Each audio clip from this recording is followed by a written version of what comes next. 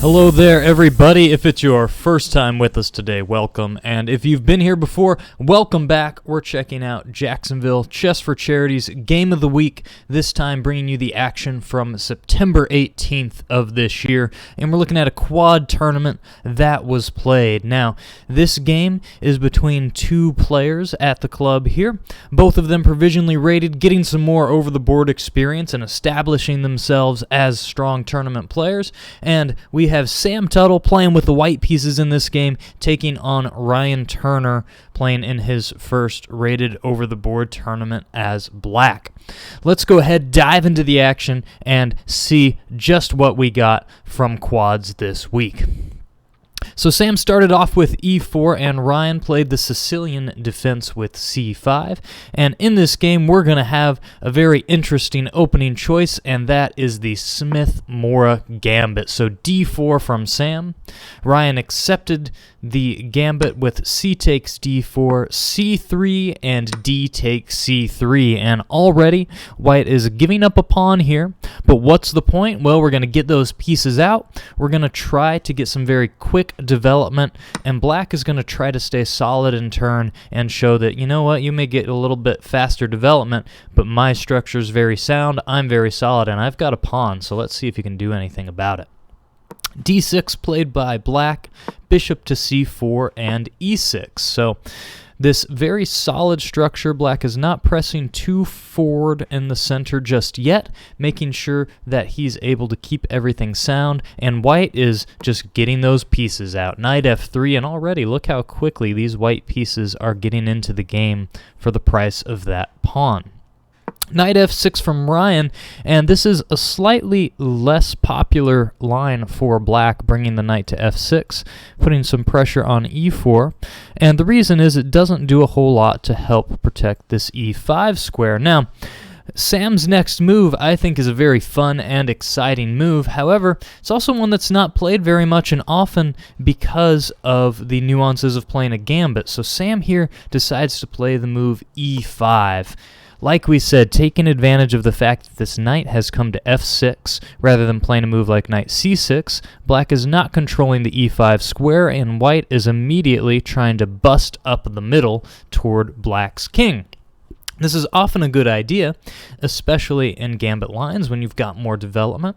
However, what's interesting about this is after the move d takes e5, now these queens are suddenly facing off with each other, and even though we can draw black's king into the center, well, we're also trading off queens, and usually when we've already sacrificed a pawn, we're trying to keep those queens on the board. We're trying to create an attack using all of our pieces, so this has a sort of double-edged nuance to it. White is certainly getting some compensation here by keeping black's king in the middle. His pieces are out and are developed.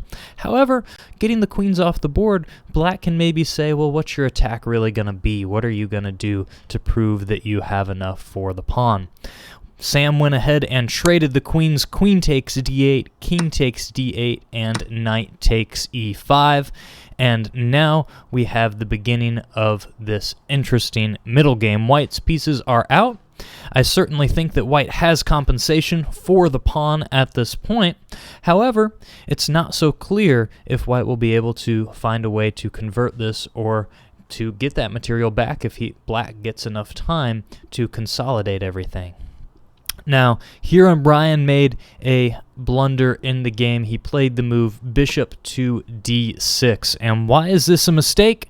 If you don't see the tactic, go ahead, pause your video, see if you can find the answer. And of course, knight takes f7. Oh no, forking the king, the rook, and the bishop, and white is winning material. So Ryan played king to e7, defending his bishop, getting out of the check, but unfortunately knight takes h8, and black is temporarily down a rook, though is likely going to win this knight back and only be down in exchange and a pawn, though an exchange and a pawn is an awful lot, especially once we've already traded off those queens. And okay, it looks like things haven't gone so well out of the opening. Let's see if black can come up with any fighting ideas to try to stay in this game. A6 is played from Ryan, trying to get some more control over this b5 square, maybe prepare the push as well as stop pieces from coming out. After bishop to g5, b5 is played, and Sam decided to trade down here. Bishop takes f6 and g takes f6. A lot of times there is that old idea of when should we be trading pieces. Well, if we're ahead in material, a lot of times we want to trade down to a simpler endgame, simplify things off. The problem, though, is that sometimes we want to always trade on our terms. If we go out of our way to make trades, sometimes it can help the opponent to unravel a little bit. So after these trades, the bishop needs to move away, of course, because it's still under attack on c4, drops back to d3, eyes this h7 pawn over here, and bishop to b7 is played from black. And now white has to make a choice. Should white go ahead and snack this h7 pawn? It would be sort of nice, even give this knight a square to dance back to. Of course, black could take on g2 if we do that, so should white consolidate here or go all out on the attack? Sam made the consolidation attempt. He played the move castles to the king side, and this isn't my favorite option in the scenario. I like taking this pawn a little more, giving my knight the chance to give this check and get back away from the 8th rank. I also don't really like where my king is. Look at these bishops, how they're sort of aiming at the king side. There's an open g file over here, and even though black doesn't have a lot of pieces on the board, this king maybe is in the most dangerous place that it can be right now, so I'm not so sure how much I love castling to the king side right here, but let's see if white can get away with it. f5 from black, and this is cutting off that bishop's attack on the pawn, making sure that we can win this knight back. a3 is played from white, and this really just kind of stops a move like b4 is the main idea behind a3 here, but not a very aggressive move. The rooks, of course, still need to be centralized yet. Knight to d7, and the rooks come toward the middle. Rook f to e1. King moves to f6, getting away from the pin. Bishop takes f5 was a threat because the rook pinned the e6 pawn to the king. And after king f6, rook a to d1, and now white has completed development. Black also is about to complete development. This rook can now snack this knight on h8. And again, black is down an exchange and a pawn, but there's a little bit of maybe nuance going on here. There's definitely still some pressure with these bishops. The rook is going to find a home on this g-file. So white is certainly winning, white is certainly better, but gonna need to show some good technique to bring the game home. And now, white to play. Pause your videos again, another tactical moment. Can white win even more material in this position?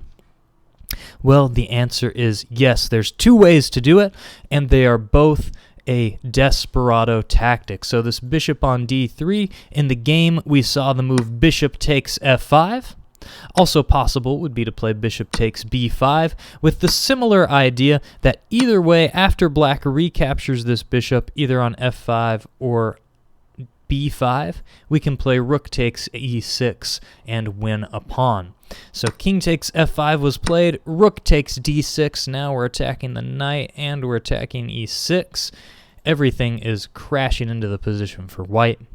Knight e5 from black, trying to cut off the attack on the d6 pawn, and white continues to dive forward with f4. And what is the point behind this move? Well, of course, if the knight moves, we can take on e6. If the knight doesn't move, we can take the knight. But it seems like black can simply take the pawn, right? King takes f4. Well, of course, now the king is not defending the e6 square. So rook takes e6, and this knight is not going to be able to maintain its outpost on e5. And here, Ryan is not looking like he's in a very good spot. This rook is back on the 6th rank. It has cut black's king forward on the board, and black's king is starting to run out of squares. These pawns are making a nice wall. The rooks are hemming it in. Suddenly there's only 3 squares around the king, and it looks like maybe he might have even fewer very soon after this knight moves. So Ryan decided to make a very interesting practical decision here. And of course we could retreat the knight, to a square like c6, maybe go to g6, things like this to try to get out of the attack. But here Ryan said, you know what? I'm down a pawn and an exchange. I'm going to try to set a little trap. I'm going to come up with an interesting idea to see what my opponent does and see if he will be able to stop me. And Ryan played the move knight to f3 check.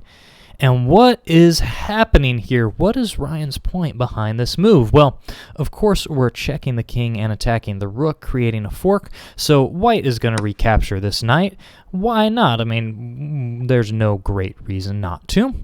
And now Ryan plays the move king to f3. And here, there are many different moves that white can do. Of course, black is not winning or has not been able to fulfill their idea, but if it were black to move, what would black play in this situation? What is the idea here? Why has black decided to take with the king? And now he only has 2 pieces left, this bishop and rook. We're down a full rook, so black has to have something up his sleeve or this game is just over. Well, the threat, of course, is rook to g8.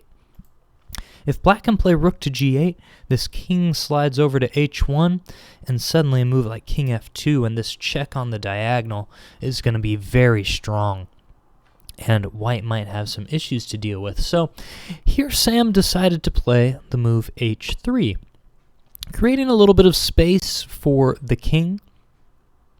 However, the problem with the move h3 is that it doesn't keep time on white's side. I mean, white could play a move like rook f3 check, or rook f1, or rook f6, all sorts of moves here which could drive this king away, and white could maybe even try to run to the f-file, make space that way, a move like rook f6, for example.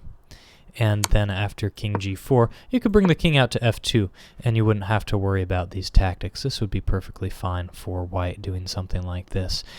h3 was played instead, though, creating a little bit of space with the h2 square, but now black gets to play rook to g8, and final big moment in this game here. What should white play after rook to g8?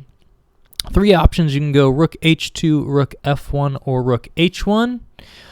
2 of them win. 1 move will draw or potentially lose the game if you don't find the right responses. And unfortunately, the one wrong move is what was played, king to h1. And this really somewhat stumps me because we just saw the move h3 creating space on this h2 square, so I really don't know why the king didn't slide over to h2 instead. It seems like this was the whole point behind this move. But now what is black gonna do? King f2, of course, opening up the bishop on the diagonal, and now white has only 2 options. One option would be to block the check by playing a rook to e4, either rook 6 to e4, rook 1 to e4, or knight to e4. Of course, if you do this, you are going to still have that piece pinned over here. This rook is threatening maybe coming into g1, but let's look at what could happen. Let's say rook 6 to e4 is played. Well, at this point, black can capture the rook, and the point is that if you take with the knight, you lose the rook here, and now black is suddenly up material. And if you take with the rook, even though white is up a knight, there is perpetual check, rook g1, and we can check all day back and forth here with a draw. So black has some nice perpetual ideas here. So blocking with the rook isn't going to work. Of course, if you block with the other rook, it's already the same idea. Black can just perpetual on g1 and g2.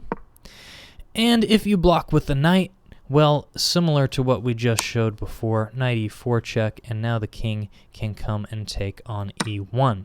Your knight is still pinned, material is even, and black is the one suddenly on the attack. So none of these moves really appealed to Sam. He decided to play the move king h2, but a lot of the tactics are still in the air because, unfortunately, after king h2, what's black going to do? Rook to g2 check, forcing you right back to that h1 square, and now, oh no, this bishop is coming in, and black has a very nice choice of any discovered check that he wants. Of course, we could play rook g1 with double check and get a perpetual by dancing back and forth. That would be one option. Of course, after king h2, we could also play rook takes e1 and win this rook outright. We're still threatening moves like rook to h1 checkmate, so white pretty well has to trade into this ending of bishop versus knight. And here I think black is a little better because black's king is more active. I really like black in this endgame. He might even be winning. So after king to h1, instead of rook g1 though, Ryan played the move rook to g6. So his idea was to play check and try to sweep up either this rook, or if you interpose, maybe I'll take this rook.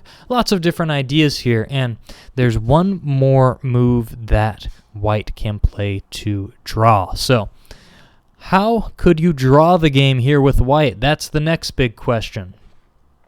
Well, same tactic as before. We want to drop this rook back here, move into the pin this way, because the point is after bishop takes, if the rook takes here, perpetual is the best black will have with a draw. This is what white needs to do to save the game, because now with these discovered tactics, if white isn't careful, white is going to lose. And in the game, Sam played knight to e4 with check, and what's the problem here? Well, king takes e1, of course.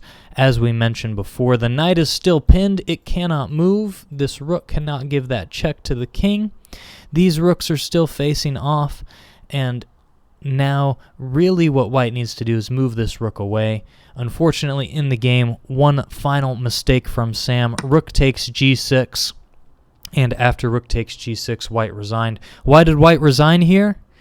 Well, after black recaptures this pawn on g6, the knight is still pinned to the king. He cannot move away. Bishop takes e4 will follow, and black wins the knight and the game.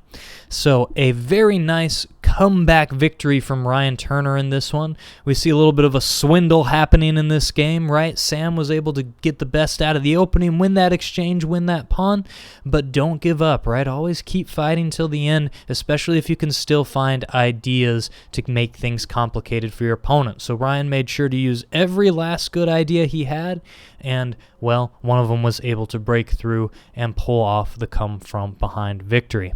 Hopefully you've enjoyed watching this game, and I can't wait to see what you guys all do in your own games to come. Come on out to Chess for Charity. Wednesdays we have our lecture series, free play on Wednesday nights, and Saturdays rotating off various tournaments between quick, blitz, quads, all sorts of games. So be sure to come on out if you're in the Jacksonville area, submit your games, and hopefully we'll see you next on Jacksonville Chess for Charity's Game of the Week. If you enjoyed the video, be sure to like, post any comments, and share via the buttons below. Check out our website at chesswithnick.com for further video, more content, and any postings on lessons, further video analysis, or written analysis that you may be interested in. And be sure to check out our YouTube channel, Chess with Nick, on youtube.com. Have a great day, and wishing you best of luck.